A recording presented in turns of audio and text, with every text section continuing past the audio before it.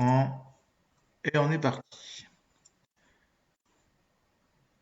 Ok, alors on y va. Donc aujourd'hui, petite révision en vue du contrôle de la semaine prochaine. Donc je pense que ça sera un contrôle qui durera allez, entre 30 et 45 minutes, on verra. Donc sur les deux derniers chapitres, c'est-à-dire le chapitre sur l'optique et le chapitre sur la loi des lieux, la loi des mailles et la loi d'Ohm. D'accord? Alors, on va aller assez vite sur l'œil humain.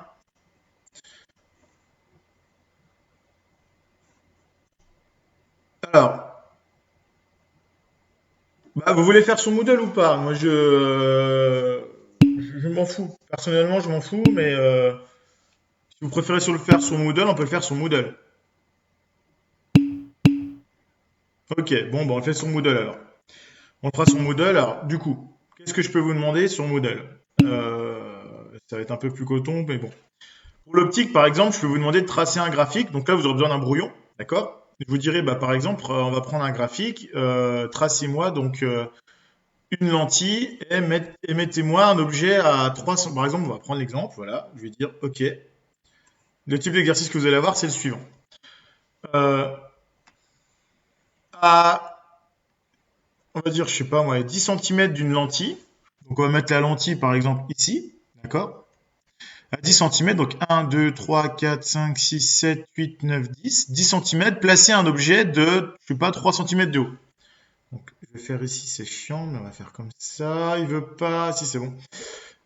Donc, imaginons qu'on se mette ici. Je vais dire, OK, placer un objet de 3 centimètres de haut à 10 centimètres de la lentille. Donc là, c'est pas bien compliqué. C'est pas très pratique parce que voilà, hein, mais bon. Donc, on va se mettre là, 3 centimètres. Donc, je me mets ici 1 centimètre, je trace 3 centimètres, ça fait ça. Tac. Voilà. Donc là, 3 centimètres de ma lentille. Donc la lentille, à 10 centimètres de la lentille, pardon, je place un objet. Donc là, ma lentille, je vais la mettre ici. D'accord? Donc là, c'est ma lentille. Et je vais vous dire, par exemple, une lentille de focale 3 centimètres. Donc comment on fait ça? Bah, on prend la lentille, on place notre point F' et F. Tac. Donc 3 centimètres. 1, 2, 3. Ici, je vais avoir F. 1, 2, 3. F'. Alors, il n'est pas trop bien placé, mon F', mais bon. On va le mettre un peu à côté. C'est galère parce qu'en fait, il ne voit pas quand je. Allez, on va faire mieux que ça. On va essayer de le faire bien. Faut que je descende ma règle un petit peu, sinon ça le colle dessus, c'est chiant. Voilà. Hop là, F'. Voilà. Donc ensuite, qu'est-ce que je peux vous demander? Je vous dis, bah, par exemple, voilà, vous avez votre objet AB. Déterminez-moi la taille de votre objet A'B'. Donc là, on a AB. D'accord? Et on va essayer de chercher où est l'image. Donc je vous rappelle comment on fait pour faire le tracé d'où est l'image. Premier rayon que vous pouvez tracer, c'est le plus simple. C'est celui qui passe par le milieu. Celui-là, vous savez qu'il n'est pas dévié. Donc là, ici, on peut faire ça. Tac. Vous avez votre premier rayon. Ensuite, le deuxième rayon, vous pouvez tracer facilement, c'est le rayon qui est parallèle à l'axe optique. Vous vous rappelez, et qui passe par F'. Donc ce rayon-là, il est facile à tracer aussi. Alors, voilà le deuxième. Alors deux suffisent, vous pouvez vous arrêter là. Mais si vous voulez être sûr de ne pas vous être trompé, normalement, vous pouvez tracer le troisième rayon. Le troisième rayon, c'est le rayon qui passe par F et qui est... Ah, c'est pas évident avec la règle là. Voilà, c'est de faire bien, mais c'est pas évident. Bon, c'est pas nickel chez moi, donc ça risque de pas tomber en face. Voilà. Et là, normalement, vous sortez parallèle à l'axe optique, et théoriquement, vous arrivez, les trois rayons sont sur le même. Voilà, du coup, ça va pas être ça va pas être mon cas, puisque c'est mal placé. Normalement, si vous le faites bien, les trois rayons, on va tricher un petit peu. Ouais, un écart de 7 degrés, c'est énorme, mais bon. Si vous débrouillez bien, normalement, les trois rayons se croisent en un point. Donc ici, vous allez avoir votre objet A'B'. Donc pour traverser A'B', vous placez ici. Vous savez que l'image de B, puisque là, mon objet B, enfin, mon objet B, pardon, à travers la lentille, son image, elle va être ici, en B'. Et comme A', lui, il va se trouver à la verticale de B', bon, en fait, on va avoir notre objet qui va être ici. Je vais le mettre en, je sais pas quoi, en rouge. Voilà. Donc maintenant, vous avez votre objet A', B'. Donc moi, ce que je peux vous demander, par exemple, en contrôle, bah, c'est de me dire, déterminer la taille de A', B'. Donc juste à prendre votre règle et puis à mesurer. Donc là, en l'occurrence, il ferait par exemple 2,2 cm. D'accord? Je peux vous demander aussi de calculer la distance OA'. Donc ici, entre là, parce que là, je vous rappelle que c'est le centre, O, entre O et A'. Je peux vous demander la distance OA. OA, normalement, je vous la donnerai. Je peux vous demander le grandissement. Le grandissement, c'est A', B' sur AB. Et donc sur Moodle, bah, c'est pas compliqué, hein. Moi, je vous génère une variable aléatoire, je fais mes calculs et puis vous devrez trouver ça. Donc vous devrez forcément tracer la courbe sur votre feuille, au brouillon, pour pouvoir déterminer ça. Ah, j'ai mis à 4 cm? Ah, effectivement, ouais. C'est pour ça que ça va pas. Bien vu. Bah, du coup, on va replacer F à 4 cm. J'avais même pas vu, tu vois.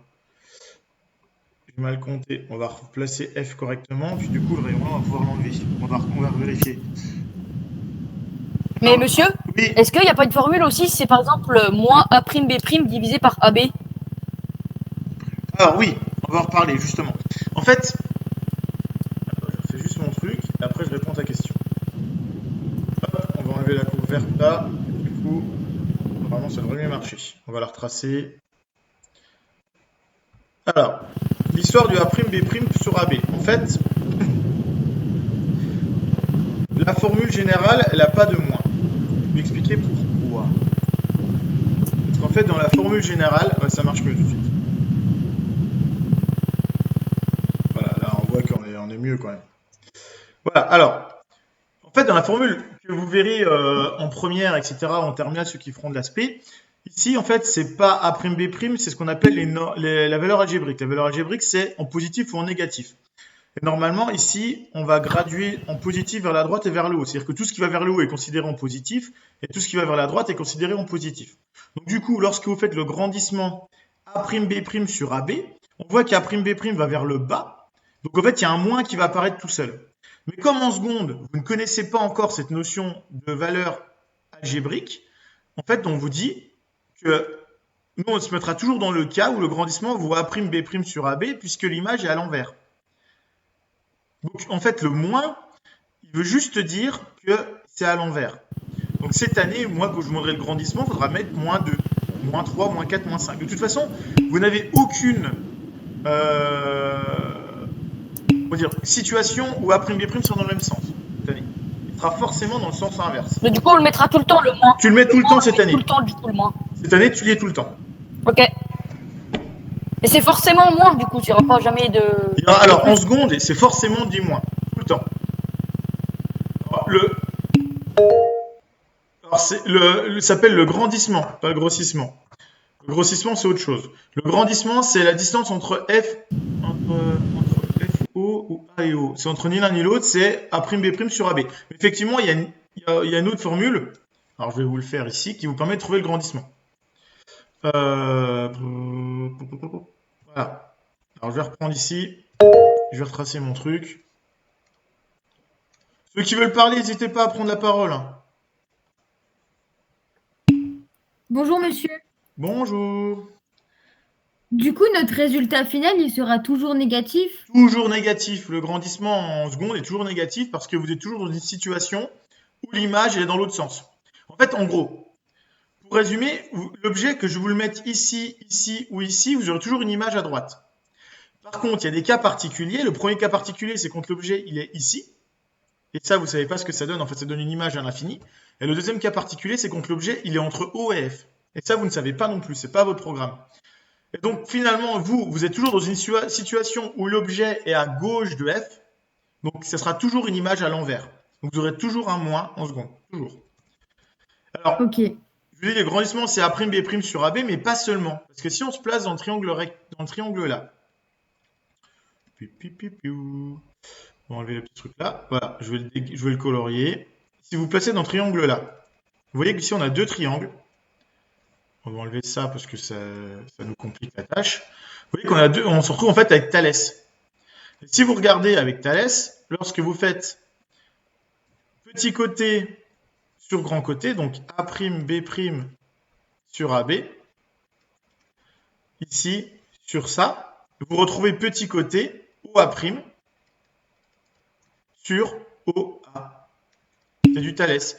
Et on retrouve aussi accessoirement OB' sur OB, mais OB' on ne les connaît pas, les deux rayons. Par contre, la longueur OA', on peut la mesurer. La longueur OA, on peut la mesurer. Donc si vous ne vous trompez pas, le grandissement, il y a un moins du coup qui apparaît. Hein. Il vaut toujours moins A'B' sur AB et il vaut aussi moins OA' sur OA. Je vous rappelle que le moins, il veut juste dire que l'image, elle est à l'envers par rapport à l'objet.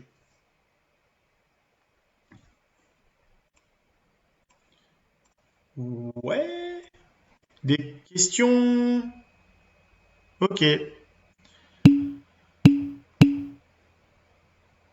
Alors, si vous mettez pas le moins, effectivement, dans Moodle, par exemple, si je vous demande un agrandissement, vous savez que vous devez forcément avoir un moins, et si vous mettez pas le moins, peut-être que je mettrai que la moitié des points.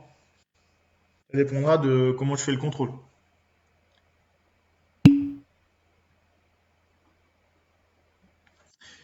Bon, donc vous voyez que finalement, sur ce chapitre-là, il n'y a pas grand-chose. Alors, il y a une dernière chose à savoir, et ça, c'est juste du cours, c'est que si vous avez un objet qui est très lointain, on va le mettre en noir. D'accord. C'est très chiant. Pas même 90 directement là? Non, on peut pas. Il veut pas. Non, il veut pas. Si je prends une lentille et que j'ai un objet qui est très lointain, d'accord, et que je regarde à travers cette lentille l'image d'un objet qui est à l'infini, donc à l'infini, c'est-à-dire que l'objet est très loin, et ben on sait forcément que l'image, elle sera forcément ici sur F'. Ça, on l'avait déjà vu. Ça, c'est dans le cours. Donc il faut retenir que l'image, elle est sur F'. Par contre, si je vous donne pas le rayon qui vient de l'infini, vous pouvez pas savoir où est F', où est B', pardon. Donc là, en l'occurrence, par exemple, ça aurait été, là j'ai fait une grosse image, alors, on va peut-être faire un truc plus petit. Ah, c'est chiant. Ça va beaucoup plus vite au tableau. Ah, voilà. Imaginons, voilà, que je sais pas où est mon image, mais imaginons que j'ai un rayon lumineux qui vient de l'infini, mais qui vient de là-bas. Bah, il va falloir juste que je place ma règle. Tac. Le rayon qui vient de l'infini, il arrive comme ça, il n'est pas dévié, qui passe par haut. Du coup, j'en conclus que mon objet, enfin mon image, pardon, A'B', elle sera comme ça. Elle sera forcément au niveau de F'. A' sera au niveau de F' forcément, et B' il sera là. Parce qu'il doit forcément être sur ce plan-là. D'accord? Ouais? Monsieur, Oui? dans le cours, dans un truc qu'on avait fait en visio, vous aviez fait calculer le grandissement et à la fin, vous aviez refait donc, calculer AB' sur AB et après, on avait fait OA' sur OA. Mais en fait, on peut faire soit l'un, soit l'autre. C'est ça. En fait, tu peux faire en contrôle, si je te demande de mesurer enfin, le grandissement, par exemple, tu seras obligé de faire. Alors, on ne peut pas le faire sur un objet à l'infini, ça c'est sûr. Par contre, par exemple, dans le cas de la situation là, soit tu mesures OA' sur ta figure et OA, soit tu mesures A'B' sur AB. Les deux fonctionnent Et pareil. pour vérifier Voilà. vérifier si on ajuste, dans tous les cas, ça fera le même résultat. C'est ça. Si tu veux vérifier, normalement, tu ne peux pas te tromper. Alors, bon, là, vraiment, pour tromper, il faut vraiment être nul parce que il y a juste à mesurer de longueur, quoi. Normalement, Ok, ça devrait être merci. bon. Mais effectivement, tu peux vérifier. Ouais? Bon, des questions là-dessus? Bon, ça, c'est normalement, on l'a déjà fait 20 fois, donc ça devrait aller. Alors, du coup, maintenant, le chapitre 8. Donc là, je remonte juste le chapitre 7, ce qu'on a vu. Alors si, bon, le modèle de l'œil, on n'en a pas reparlé, mais l'œil, vous vous rappelez, on a déjà expliqué plusieurs fois que c'était... donc là, il pourrait y avoir des petites questions de cours là-dessus. Reliées, par exemple, iris, diaphragme, etc. Donc là, vous essayez de comprendre, tout simplement. Dans un œil, euh, où j'en suis, c'est là. Quand vous avez un œil, d'accord, on va enlever la règle. Ruler. Voilà, ici, quand vous avez un œil, c'est une sphère, plus ou moins. En fait, l'œil, c'est comme si vous aviez une lentille ici devant. Cette lentille, ça correspond en fait au cristallin. D'accord? Le cristallin va faire que l'image va se former sur l'écran au fond. Donc l'écran, en fait, l'écran, ça correspond en fait à la rétine, dans la réalité. Et devant ici, vous avez en fait un truc qui s'ouvre et qui se ferme, qui s'appelle la pupille. Alors l'iris, c'est le trou. L'iris, pardon, c'est pas le trou, Ça, c'est le... c'est le muscle qui est là. C'est les muscles qui sont là. Oui, c'est au-dessus. Voilà, c'est tout ce qui est autour. En fait, l'iris, il est là, puis il est là aussi, hein. Et en fait, c'est tout l'ensemble qui s'ouvre et qui se ferme, et le trou, c'est la pupille. D'accord? Donc, quand on dit quelqu'un a la pupille dilatée, en fait, on lui a mis un produit pour que l'iris soit grand ouvert. Comme ça nous permet de voir au fond sans problème. Et voilà, donc en gros, si vous voulez retenir quelque chose, bah, tout simplement, l'iris, ça correspondrait dans la réalité, enfin, si on ferait une maquette à un diaphragme, qu'est-ce qu'il manque? Le cristallin, plus la cornée, parce qu'en fait, la cornée, elle a un rôle aussi, ça correspondrait dans notre maquette à une lentille classique. D'accord? Et notre rétine, dans notre œil, dans la réalité, ça correspondrait sur notre maquette à un écran, tout simplement. En gros, si vous voulez fabriquer une maquette d'œil, il vous suffit de prendre une lentille, un écran, et puis ici un truc qui s'ouvre et qui se ferme. Et voilà, vous avez une maquette d'œil. Vous avez un truc qui se ferme comme l'iris, vous avez une lentille. Il va falloir qu'on dessine un œil dans le contrôle. Bah non, je vais pas pouvoir, non. Mais ce qu'on va pouvoir faire, par exemple, c'est, je sais pas, je montrerai peut-être une image d'œil et puis mettre au bon endroit les trucs, par exemple. Ah oui, voilà, ok. Ou vous faire un truc avec des points à relier comme ça, et puis il faut les relier, quoi. D'accord? Ok. Je vais réfléchir à ça, faut que je regarde. Mais bon, voilà, c'est pas bien violent. Donc ça, on l'avait déjà vu plusieurs fois. Et ensuite, les tracés de rayons, bah, c'est ce qu'on a fait. Tac, tac, tac. Donc ça, on sait faire, les 3 rayons. Et qu'un objet à l'infini a toujours son image en A'B'. Et que le grandissement, c'est A'B' sur AB, et que c'est aussi égal à OA' sur OA. Et c'est tout. Pour ce chapitre-là. D'accord? Et donc en seconde, c'est toujours négatif le grandissement. En seconde, mais c'est pas tout le temps le cas. Alors, Il n'y a pas besoin de savoir des définitions. quelle définition? Chapitre-là, il y a pas de L'antimance définition. convergente. Non, bah non, il n'y a pas de définition en soi. Une lentille convergente, c'est juste une lentille qui fait converger les rayons, c'est tout. Pas de définition à savoir sur ce chapitre-là. Bon, Ok. ce chapitre-là, je m'inquiète pas trop. Par contre, celui-là, il y a un peu plus m'inquiéter. Alors, ce chapitre 8, il va parler des signaux et des capteurs électriques. Donc déjà, première chose, il faut déjà faire un rappel sur les principales lois que vous avez en physique. La première loi, alors la loi des nœuds et la loi des mailles. Qu'est-ce que c'est? La loi des nœuds. On va commencer par la plus simple, la loi des nœuds. La loi des nœuds, elle dit que lorsque vous avez du courant qui arrive en un nœud, c'est-à-dire en un croisement, bah, c'est égal à la somme des courants qui en repartent. Ça, c'est de la logique pure. Si vous avez I qui rentre, forcément, c'est que vous avez I1 et I2 qui sortent. Et la somme des deux courants qui sortent, c'est égal à ce qui arrive. C'est logique. Tout ce qui arrive est égal à ce qui repart. Ça, c'est ce qu'on appelle la loi des nœuds. Ce qui est vraiment tout simple. La loi des mailles, elle nous dit que lorsque vous avez, par exemple, une maille, c'est-à-dire une boucle, quelle que soit cette boucle, on va mettre ici une résistance, par exemple. Si vous avez R1, R2, R3 et R4, lorsqu'on va mettre ici, on va mesurer les tensions aux bornes de chacune de ces résistances, donc on les prend dans le bon sens, et bien on en conclut que la tension aux bornes de R1 plus la tension aux bornes de R2 plus la tension aux bornes de R3 plus la tension aux bornes de R4, c'est toujours égal à 0. Lorsque vous faites une boucle, c'est égal à 0. Autrement dit, lorsque vous partez d'un point, vous avez une certaine tension, par exemple, je ne sais pas moi, à 5 volts, par exemple, d'accord? Si vous êtes à 5 volts, je vous ai dit, il faut imaginer ça comme une hauteur, comme une altitude. Si vous êtes à 5 mètres d'altitude, que vous faites un chemin, que vous passez, vous montez, vous descendez une pente, vous descendez une autre pente, vous en remontez une autre, ou je sais pas quoi, et qu'à la fin, vous retournez au point de départ, forcément, la différence d'altitude que vous avez entre le point au départ et le point à l'arrivée, c'est bien égal à 0 parce qu'on retourne au point de départ. Donc dès que vous avez une boucle, vous êtes sûr d'avoir la tension égale 0 dans cette boucle. C'est-à-dire que vous êtes la somme de toutes les tensions de cette boucle, vous tombez sur 0 parce que vous retournez au point de départ. Donc forcément, vous n'avez à la fin ni monté ni descendu. C'est ça que ça veut dire.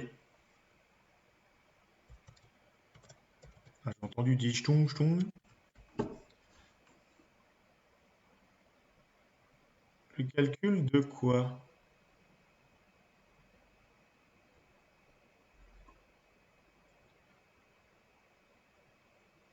Je sais pas. Oui, ça c'est la loi des mailles. Ce que je viens de dire, c'est la loi des mailles. Parce que c'est une maille, c'est un truc. Alors, en gros, on fait un exercice. Imaginons que ici, j'ai une tension. Donc, j'ai une bobine, un truc R1 et j'ai UR1 égale 3 volts. Ici, j'ai une résistance R2 et la tension au bout de cette résistance. Alors, je la mets dans le bon sens. UR2, ça vaut moins 2 volts. La tension aux bornes de R3, c'est UR3 égale 5 volts. Que vaut la tension aux bornes de R4. Et ce qui est intéressant, c'est que ça dépend même pas de... Enfin, ici, je peux avoir par exemple du 220 volts, ça change rien. Vous avez une boucle ici. Vous avez une maille. Vous tournez dans cette maille. Si vous partez là, donc vous regardez dans quel sens vous avez. Est-ce que la flèche est dans le bon sens? Oui. Donc je vais le faire en couleur.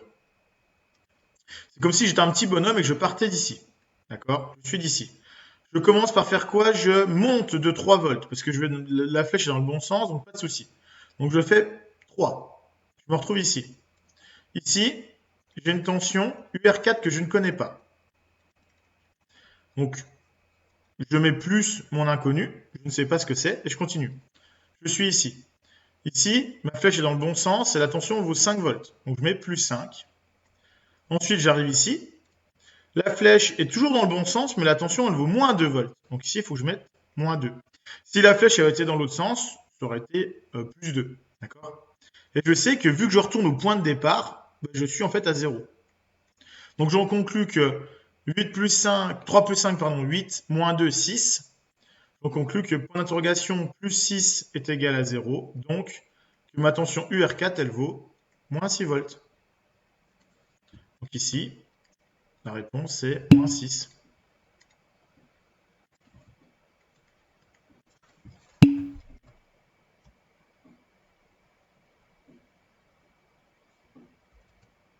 Alors, on va faire un autre exo. Alors, on va prendre un autre exercice. Bon, qu'est-ce qu'on va faire? On va mettre une pile de 5 volts. D'accord? Ici, j'ai une résistance, j'ai une deuxième résistance. Et ici, j'ai par exemple 2 résistances.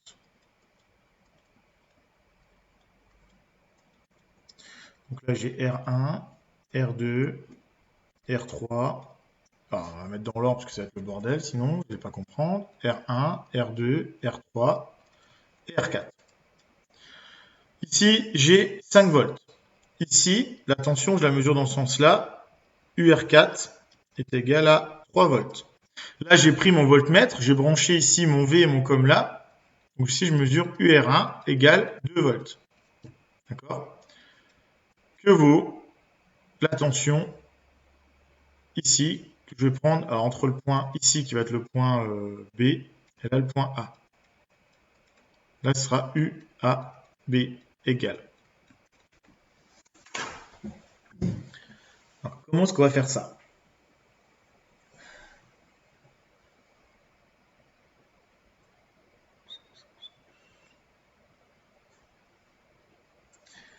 Est-ce qu'il y en a qui ont une idée?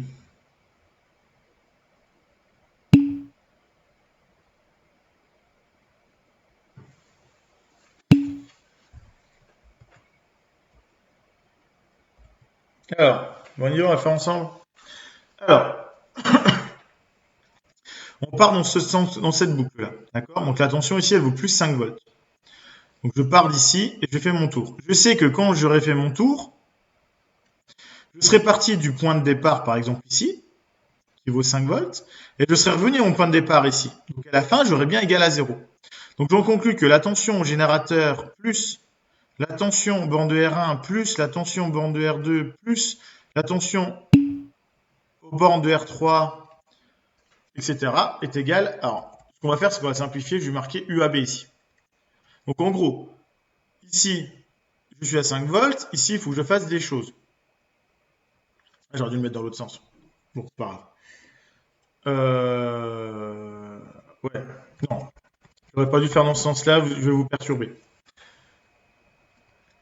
J'aurais pas dû faire dans ce sens-là, j'aurais dû le faire dans l'autre sens. Parce qu'on n'est pas dans la même convention. Mais ça, on ne vous a pas revu encore cette année, encore. C'est ça qui m'énerve. Comment ils ont noté ça dans le cours? Parce que j'ai peur de dire... En fait, dans le livre, est-ce qu'il parle de tension, de convention récepteur ou générateur? Non. C'est moi qui vous fixe les flèches. D'accord. Bon, bah globalement, voilà. Vous n'allez pas vous inquiéter. C'est moi qui vous fixerai les flèches.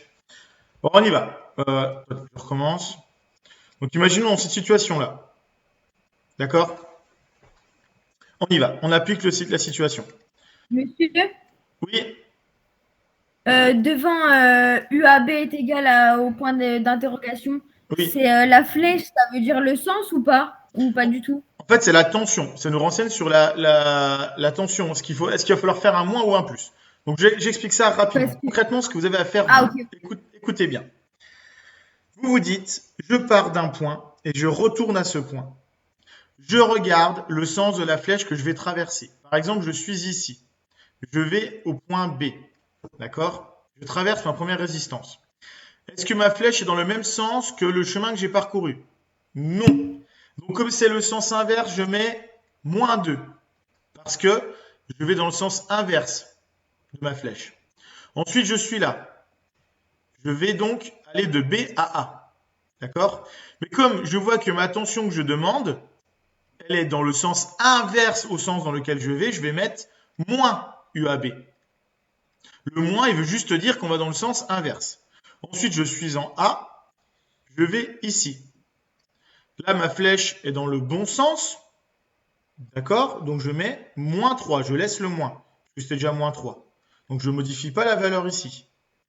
Une fois que je suis là, je retourne à mon point de départ.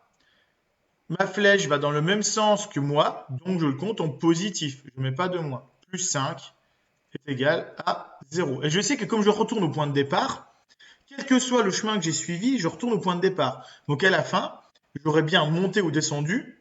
Enfin, je serais à la même altitude que j'étais. La différence entre mon point de départ et mon point d'arrivée, c'est bien 0. Et donc maintenant, j'ai plus qu'à remplacer. Donc -2, -3, ça fait -5, moins UAB. Bah, du coup, j'ai fait un peu le con parce que je trouvais 0. Plus 5 est égal à 0. Et donc du coup, ouais, bon, j'aurais pas dû faire ça. J'aurais dû prendre une autre valeur. -1 ici. Mais pourquoi on est parti, monsieur? Pourquoi on a de gauche à droite? Pourquoi on n'a pas fait de droite à on peut le gauche? faire dans les deux sens. Tu vas voir qu'on trouve la même chose. Bah, tu vas voir, on va trouver la même chose. Donc ici, c'était -1, j'ai dit pour changer, parce que sinon ça fout le bordel. Voilà. Donc -1. Donc -1, -2, ça fait -3. Donc -3 plus 5 moins UAB est égal à 0. Et donc ça fait UAB est égal à... Donc on passe de l'autre côté UAB, ça fait plus UAB. -3 plus 5, ça fait 2. Donc il y a 2 volts ici. D'accord? Maintenant, je vais faire dans l'autre sens. Pour vous montrer que quel que soit le sens, ça ne change rien. On y va. Je vais partir par exemple en allez, orange. Je pars de mon point de départ. Je vais dans ce sens-là. Donc ici, je suis dans le sens inverse. Donc je mets -5. Ensuite, je suis là. Je vais ici à A. Je vais dans le sens inverse. Donc c'était -1. Donc ça devient +1. Je suis ici. Je vais là. Donc là, mon UAB est dans le bon sens. Donc je vais le noter plus UAB. C'est bon, pas de souci. Et je suis ici, je retourne là. La flèche est dans le bon sens. Donc je note +2. Et ça, c'est égal à 0. Ensuite, on n'a plus qu'à remplacer. Ça nous fait donc +1, +2, +3, -5, +3, -2. Donc UAB, -2 est égal à 0. Donc UAB est égal à 2 volts. Bien. Même chose que là. C'est bon?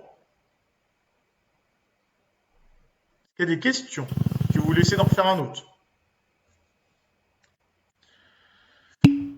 que concrètement, c'est ce que... Monsieur, c'est pas -2? Non, c'est plus 2. C'est bien plus 2 parce que... Alors, je vais effacer ou pas? Non. C'est bien plus 2 parce que regarde ici. Et UAB, ça fait bien UAB moins 2 est égal à 0 volts. Donc UAB est égal à plus 2 volts. Que je le passe de l'autre côté. Alors, on va refaire un exo. Comme ça, vous verrez bien. Donc, on va prendre ici une maille, n'importe laquelle, on s'en fout.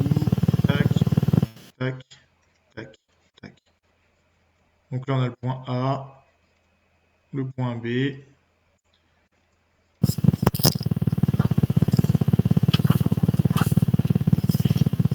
Alors ici, on va mettre U1 est égal à moins 2 volts.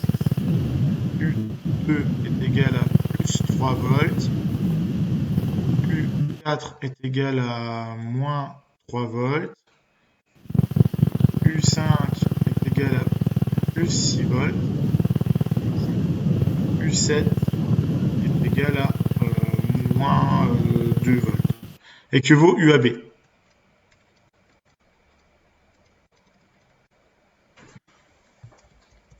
Je vais faire un peu mieux. UAB égale X. Et qu'est-ce que ça vaut?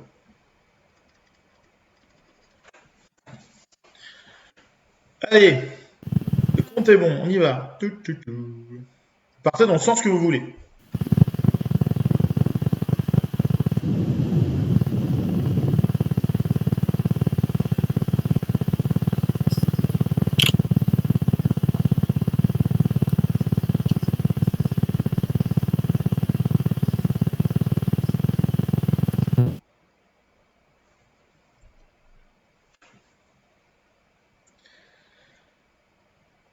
Alors, je vous laisse faire quand même 3 minutes.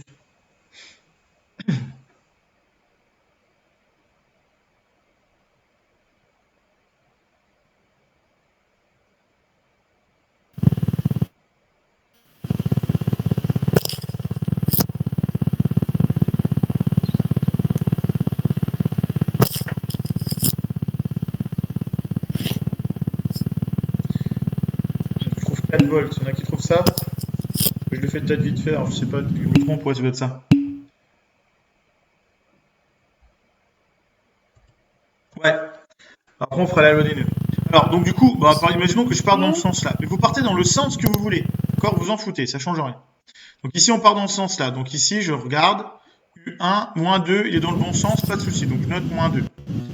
Je suis ici. Mais comment on sait en fait, on sait dans quel sens on va parce que c'est le sens AB. En fait, c'est à la fin, tu verras bien.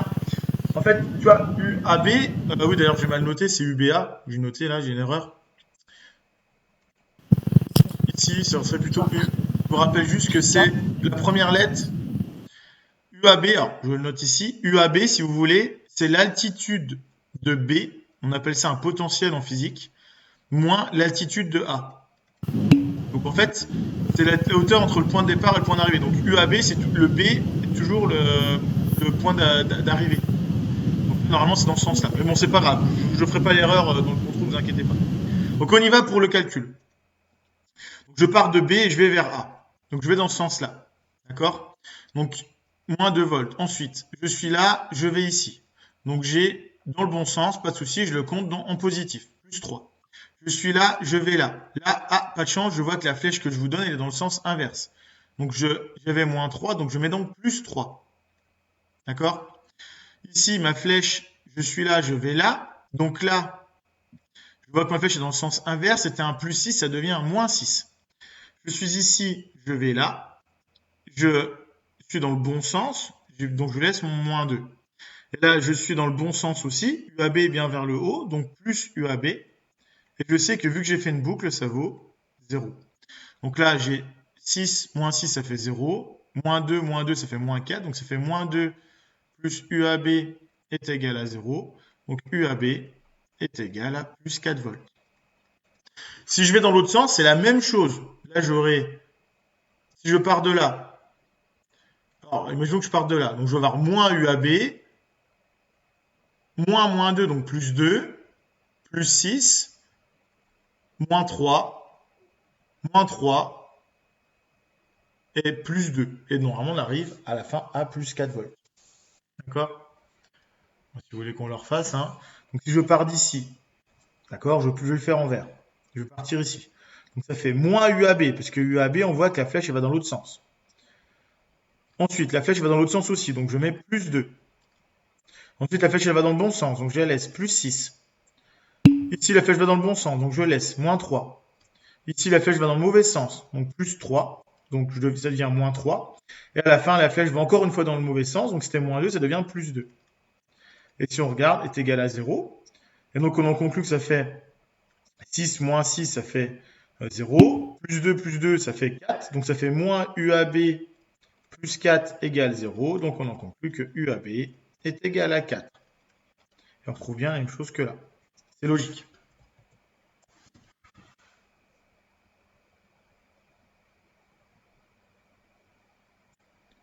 En fait, Monsieur, Oui. en contrôle, est-ce qu'on va devoir faire les deux calculs Ah non, l'un ou l'autre. En gros, dans le Moodle, je vous dirais, bah voilà, un truc exactement du style là. Je vous dirais que vaut la tension UAB, etc.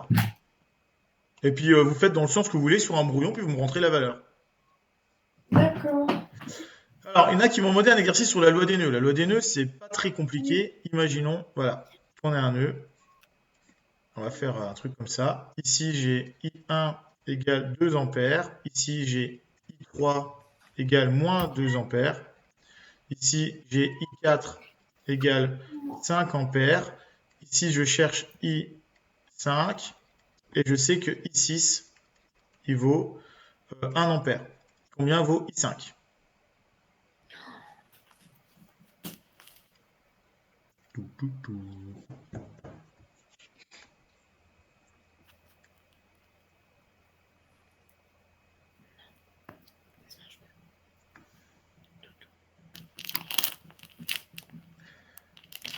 Alors, il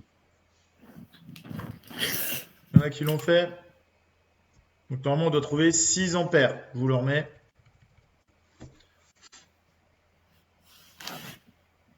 Alors, comment on fait ça? On va déjà remarquer tout ce qui rentre.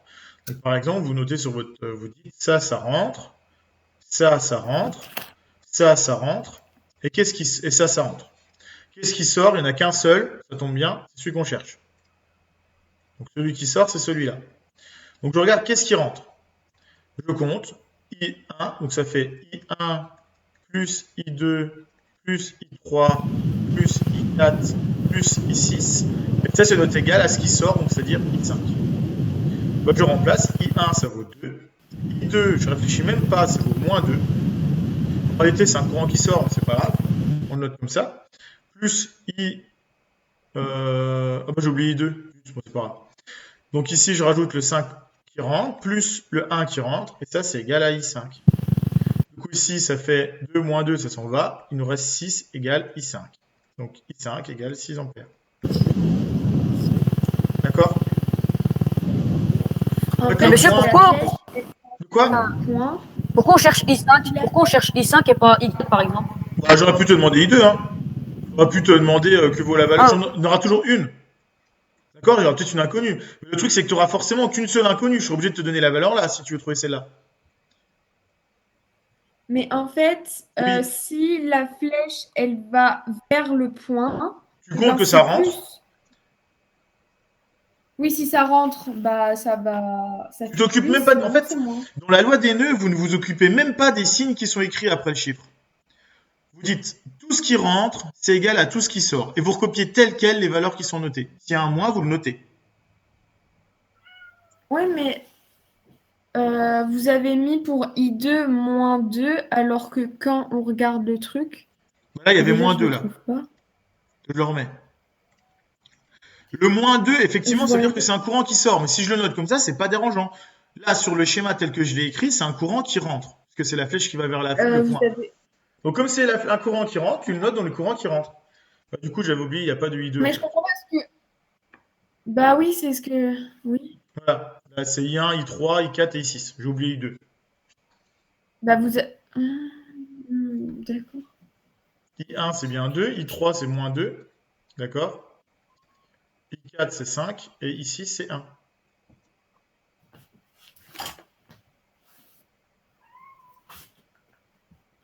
Ouais, un autre? Oui. Alors, on va prendre... tac, tac, tac. Et je vais mettre, par exemple, voilà, I1 égale 1 ampère. I3 égale moins 2 ampères. J'ai oublié I2 encore. On va le mettre là, égale 1 ampère. I4 égale moins 5 ampères, que vaut, dans ce sens-là, I6. I5, pardon.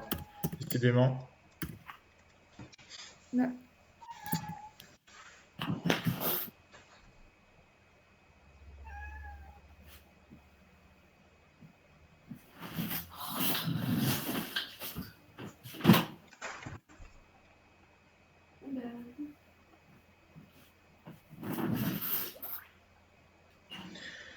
Normalement, vous devez trouver 7.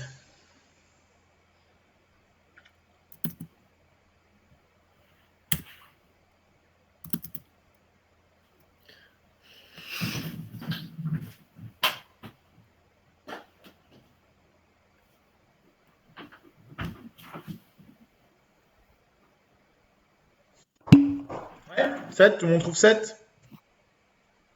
Là, on cherche I5. I4, on l'a. I5, là. Pour la loi des nœuds, il n'y a rien de plus simple. Vous ne cherchez même pas à comprendre. Vous dites, OK, qu'est-ce qui rentre? Ce qui rentre, j'ai I1 qui rentre. Et c'est tout. C'est tout. Donc j'ai I1 qui est égal à ce qui sort. Qu'est-ce qui sort? I4, I3, I2 et I5. Donc plus est égal à I2 plus I3 plus I4 plus I5. Vous faites le bilan de ce qui rentre et le bilan de ce qui sort. Donc là, c'est ce qui rentre. D'accord? Là, c'est ce qui sort. Vous vous occupez même pas des signes. Vous notez vraiment ce qui rentre. Hop, on le met à gauche de l'équation. Ce qui sort, on le met à droite de l'équation. Et là, maintenant, j'ai plus qu'à remplacer. I1, je le connais, il vaut 1. Et ça, c'est égal à I2. I2, il vaut 1 aussi. I3, il vaut moins 2, donc j'écris moins 2. Je cherche même pas à comprendre. I4, il vaut moins 5, donc je mets moins 5. D'accord? Plus moins 5, si vous voulez, c'est la même chose. Et à la fin, plus I5. Et I5, c'est ce que je cherche. Donc là, je fais mon calcul. Donc j'ai 1 est égal à 1 plus, donc moins 2, moins 5, ça fait moins 7, plus 1, ça fait moins 6, d'accord, est égal à I5, pardon, plus I5. Le moins 6, je le passe de l'autre côté, ça devient plus 6, donc ça fait 1 plus 6 est égal à I5. Et du coup, on trouve bien les 7 volts que je vous disais tout à l'heure.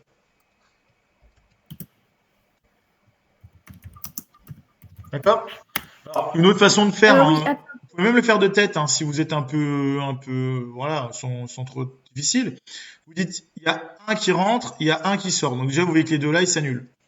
Ensuite, vous vous dites, bah, on sort, qu'est-ce qui est là? Il y a moins 5 et moins 2, donc ça fait moins 7 qui sortent. Donc ici, je vais avoir 7 qui rentrent, qui sort aussi, pour compenser. D'accord?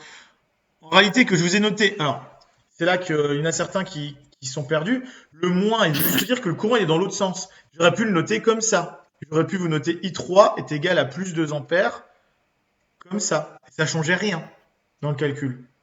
Le I3 se retrouvait de l'autre côté, mais comme le moins devenait plus, bah, ça ne changeait rien. D'accord? Quand je note I4 égale moins 5 ampères, c'est comme si je notais le truc comme ça. Et j'enlève le moins ici. Mais la technique que je vous ai dit, vous mettez tout ce qui rentre à gauche et tout ce qui sort à droite, c'est imparable. Vous ne pouvez pas vous tromper. Vous ne vous occupez pas de signes, vous mettez ce qui rentre à droite ou ce qui sort, on s'en fout. Mais l'important, c'est que vous mettiez ce qui sort, par exemple, ce qui rentre à gauche et ce qui sort à droite, et vous vous occupez même pas des signes. Vous copiez les signes après, puis vous faites votre calcul mathématique, et là pour 2 minutes.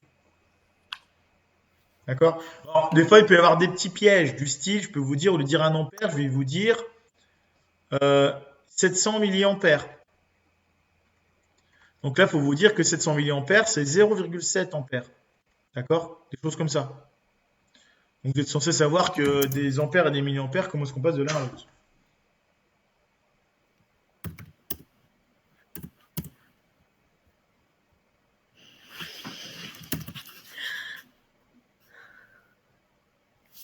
C'est bon? Ah bah, Ok. vous pouvez remettre, s'il vous plaît. Pardon. Merci.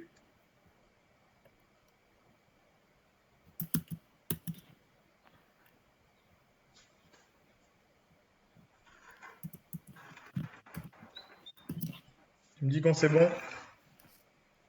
Oui, c'est bon. Alors, dernière partie, on a fait un TP dessus, mais bon, c'était un peu coton. On va parler ici des capteurs. Alors, qu'est-ce que c'est qu'un capteur? En fait, on a fait tout ce que vous devez savoir, c'est que chaque capteur a ce qu'on appelle une courbe d'étalonnage. Par exemple, là, ici, cette résistance, plus il fait chaud, plus la résistance est faible. Ça, on l'a fait en TP. Je ne sais pas si vous en rappelez. On a mis dans l'eau, puis on a tracé une courbe. Donc, en fait, en gros, quand vous avez un capteur, par exemple, un capteur de température, comment ça fonctionne? Un thermomètre numérique. Le truc que vous mettez dans le gâteau ou vous mettez dans la bouche ou autre part. D'accord? Quand vous êtes malade. Vous voulez savoir votre thermomètre numérique. Dedans, vous avez une résistance. Cette résistance, en fait, elle va varier en fonction de la température. C'est-à-dire que plus la température en degrés est chaude, plus la résistance, elle va être faible. Alors, cette courbe, elle dépend du fabricant de la résistance. Le mec qui a fabriqué la résistance, en fait, il sait que sa résistance, elle va avoir telle ou telle courbe. Ça se trouve sur Internet, sur ce qu'on appelle les données techniques de la résistance. Donc, imaginons qu'on ait une résistance et on sait que, par exemple, pour 30 degrés, je sais pas moi, pour 50 degrés, la résistance, elle vaut 10 ohms. Et puis que pour 10 degrés, elle vaut 100 ohms. D'accord? Ça, c'est la valeur de la résistance. Donc ça, c'est donné. Bah, le problème, c'est que nous, il faut que notre logiciel, enfin, notre thermomètre, vous en foutez qu'elle affiche la résistance. Ce que vous voulez, c'est qu'elle affiche votre température. Donc, ce qu'il va falloir faire, ce qu'on a fait en TP nous, c'est qu'on a calculé l'équation de la droite qui relie résistance et température. D'accord? Et en fonction de ça, bah, en fait, le logiciel, il saura pertinemment que lorsque la résistance, par exemple, elle vaut 50 ohms, ouf, il utilisera la formule, il dira, bah tiens, ça vaut, par exemple, 20 degrés. C'est comme ça que ça fonctionne. Alors, comment est-ce qu'on mesure une résistance concrètement? Votre thermomètre, en fait, ce qui va se passer, c'est qu'il va faire un petit courant. Parce que la résistance, en fait, elle varie. D'accord? Elle peut monter ou descendre. Mais ce qu'on va faire, c'est qu'on va brancher un voltmètre au bord de cette résistance et on va faire circuler un petit courant. Comme on connaît I et qu'on connaît la tension U, ici, on peut calculer la résistance à n'importe quel moment en faisant U égale RI. D'accord? Je répète. La résistance, c'est ce qui va varier. D'accord? Une fois qu'on a la résistance, on a la température parce que le logiciel, il peut faire le lien entre les deux grâce à la courbe de l'équation qui est préenregistrée dans le logiciel. C'est ce qu'on avait tapé en Python. C'est la valeur qu'on avait retapée en Python. Là. En x carré, plus x, etc. Et donc concrètement, comment il fait pour savoir la résistance, votre thermomètre? En fait, dans votre thermomètre, vous avez une pile. Et cette pile, c'est pour ça qu'il y a toujours une pile dans un thermomètre électronique, cette pile, elle va envoyer un certain courant. On sait qu'elle va envoyer telle tension, telle intensité. Alors, en l'occurrence, c'est plutôt la tension qui va varier. On va appliquer 5 volts à la résistance. D'accord? Par exemple, on va appliquer 5 volts à la résistance. Donc, U, on sait que ça vaut 5. Et I va varier en fonction de la température. Plus R va être petit, plus I va être grand, et inversement. Donc, on prend l'exemple. On prend un exemple. Notre résistance, on a mis 5 volts. D'accord? On applique 5 volts. U égale 5 volts. I, on ne le connaît pas, on le mesure. Donc là, on a comme un micro-ampèremètre dans votre thermomètre. Et ce micro-ampèremètre, il va dire I égale, par exemple, je sais pas moi, 0,3 ampères. Donc qu'est-ce qu'il fait votre logiciel? Il va faire U divisé par I est égal à la résistance. C'est ce qu'on appelle la loi d'Ohm. D'accord? Donc il va faire 5 divisé par 0,3. On va mettre 0,33, comme ça on est tranquille. Et ça nous fait donc du 15 ohms. Et ensuite, il va venir lire ici, 15 ohms. Et comme il y a la valeur exacte, il va dire, bah tiens, par exemple, ça fait 30 degrés. D'accord? Un peu plus tard, vous mettez quelqu'un est malade, vous mettez le thermomètre. Ici, on va se rendre compte que le courant il est peut-être plus important, il est peut-être de 0,4. D'accord? Et donc 5 fois 0,4, ça fait à peu près du 20 ohms. Du coup, ça fait du 20 ohms. Il n'y a pas ça dans le contrôle, monsieur. Alors, qu'est-ce que je peux vous donner dans le contrôle? Je peux vous donner, par exemple, la courbe de talonnage. Et je peux vous dire, on a mesuré U égale 3 volts, I égale 2 ampères, que vaut R. Et du coup, que vaut la température. Donc, pour trouver Monsieur, R, c'est dans vous le faites... contrôle. De quoi? Ce sera dans le contrôle? Ouais. Parce que je non. comprends pas trop. Alors, Personne ne comprend. leur commun. C'est pas bien compliqué une fois que vous avez compris. En fait, ça se passe en 2 étapes. Un capteur, C'est ce quoi n'est en jamais... fait? De quoi? Ça s'appelle comment? Ça s'appelle un capteur de température. C'est la loi. Là, ça s'appelle la courbe de talonnage. D'accord, Donc merci. déjà, première chose qu'il faut que vous reteniez, c'est la formule de la loi d'Ohm. C'est-à-dire qu'il y a un lien entre tension et intensité. D'accord? Ça, vous l'avez déjà fait au collège, normalement, il n'y a pas de problème, vous devez le savoir. Mais en réalité, dans tous les capteurs que vous avez dans votre téléphone, etc., que ce soit la luminosité ou n'importe quel capteur de votre téléphone, qui va varier lorsqu'il va faire pendant des jours, votre écran il va capter la lumière, ce qui va varier, c'est ça, c'est la résistance. Vous avez une micro-résistance qui varie en fonction de la lumière. D'accord? Par exemple, quand c'est très lumineux, la résistance elle va être petite. Quand c'est pas lumineux, la résistance elle va être grande. Ça c'est ce qu'on appelle la courbe de talonnage. Une courbe de talonnage, vous ne pouvez pas la connaître tout seul. C'est pas possible, c'est moi qui vous la donne. D'accord? Ça dépend de quel capteur vous utilisez. Si c'est un capteur de lumière, ce sera peut-être la tronche là. Si c'est un capteur de température, ce sera une autre tronche, etc. Mais ça, vous ne pouvez pas le savoir à l'avance. Même moi, je ne peux pas le savoir à l'avance. Il y a le fabricant qui le sait. D'accord? Donc, je reprends l'exemple de la lumière. Imaginons qu'il fasse très lumineux. Votre résistance, elle est toute petite. Et lui, le logiciel, votre téléphone, il sait que lorsque la résistance, elle vaut 100 ohms, ça veut dire qu'il fait sombre. D'accord? Il sait que lorsque la résistance, elle vaut 10 ohms, il fait clair. C'est un exemple. D'accord? Je ne prends pas de valeur pour pas vous compliquer la tâche. Enfin, qu'est-ce qu'il va faire votre logiciel? Lui, il va dire, bah ok, mais il faut que je sache la résistance. Si tu lui donnes la résistance au logiciel, il aura juste besoin d'aller lire. Il pourra dire, bah c'est très sombre, c'est très clair, etc. Lui, ça, il sait le faire sans problème, parce qu'il connaît la courbe. Maintenant, la question, c'est comment est-ce qu'on calcule la résistance? Parce que la résistance, enfin, comment on la mesure plutôt? Une résistance, vous, pour mesurer une résistance, en TP, vous vous rappelez, on utilisait le ohmmètre. Mais un ohmmètre, c'est plus ou moins qu'un voltmètre et un ampèremètre ensemble.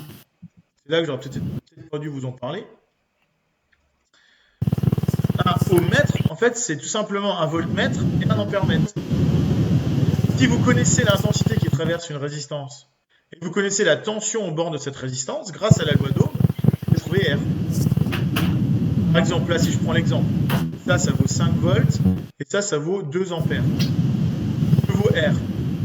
J'applique ma loi d'Ohm. U, 5 volts, égale R, c'est ce qu'on cherche, fois I, c'est 2 ampères. D'accord? Ça fait 5 divisé par 2, ça fait donc 2,5 ohms.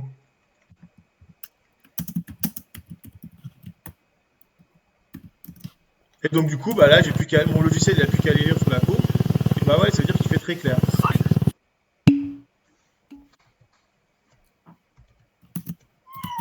Oh, ouais. Ouais. Il y a des questions. Bon. Pas de panique, je ne ferai pas un truc vicelard. Je ferai un truc au plus dur, ça sera un truc comme ça. Je vous donne une courbe d'étalonnage. D'accord? La courbe rouge, là, je vous la donne. Je vous donne deux valeurs de U et de I, exactement la même chose que ça.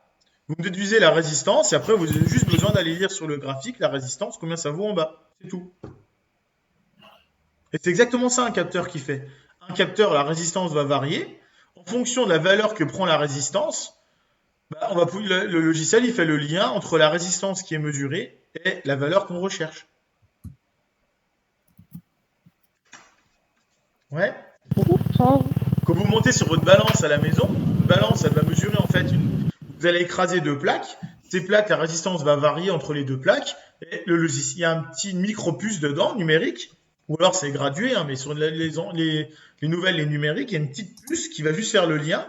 Dans cette puce, on a encodé la valeur là. La courbe là, elle est pré-rentrée dans la puce.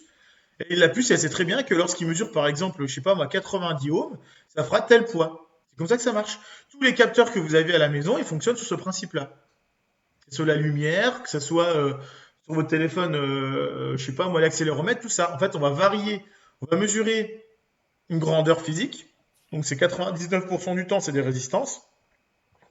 Et grâce à la résistance que vous mesurez, vous en déduisez ce qui vous intéresse, la clarté, le poids, je sais pas, voilà, ce que vous voulez. Donc nous, en TP, on l'a fait avec la température, par exemple. Il y avait un lien entre température et résistance. Et monsieur, Oui, du coup, pour retrouver R, on fait U moins U divisé par I. oui, parce que c'est la loi la loi d'Ohm, pardon. D'accord. La loi d'Ohm, elle nous dit que c'est U égale R fois I. Donc si tu cherches R, tu fais U sur I. Tout simplement. Donc, pour résumer, dans ce chapitre-là, vous avez trois choses à savoir. La loi des mailles. Donc la loi des mailles, c'est lorsqu'on a un truc, on s'arrêtera là-dessus après, que vous avez une maille, U1, U2, donc là il faut que je mette des flèches, hein, U1, U2, U3 et U4.